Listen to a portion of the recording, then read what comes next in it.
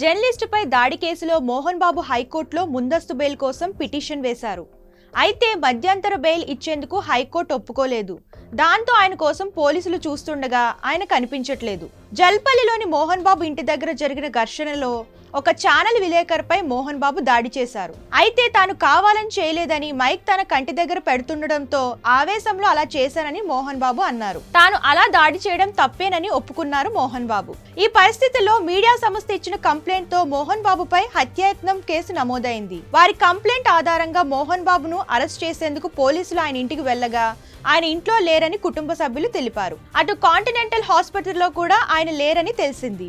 ఇలా పోలీసులు 5 ప్రాంతాల్లో గాలించినా ఎక్కడున్నది తెలియలేదు. ప్రస్తుతం మోహన్ బాబు కోసం పోలీసులు ముంబై, బెంగళూరు, ఆంధ్రప్రదేశ్ లో గాలిస్తున్నట్లు తెలుస్తుంది. ప్రస్తుతం మోహన్ బాబు కుటుంబ సమస్యల్లో ఉన్నట్లు తెలిసిందే. ఆయన కుమారుడు మంచు మనోజ్ తో ఆస్తి వివాదం నడుస్తుంది. తన తండ్రి పైనే మనోజ్ కేసు పెట్టారు. మరోవైపు మోహన్ బాబు కూడా మనోజ్ పై కేసు పెట్టారు. వీరు పరస్పర కేసులు ఇలా ఉండగా మరోవైపు హత్యాయత్న కేసు కలకలం రేపుతుంది.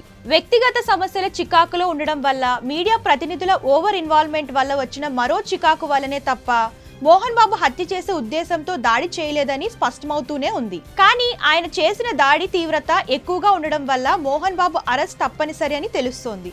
మోహన్ బాబుపై నమోదైంది క్రిమినల్ కేసు తీవ్రత ఎక్కువ. మరి ఆయన ఎక్కడున్నారు, ఎక్కడికి వెళ్లారు, ఎంతకాలం అరెస్ట్ నుండి తప్పించుకోగలరు, కేసు నమోదై కాలం గడిచిన కొద్దీ అరెస్ట్ చేసే అవకాశాలు తగ్గుతాయా అనేది హాట్ టాపిక్ అయింది.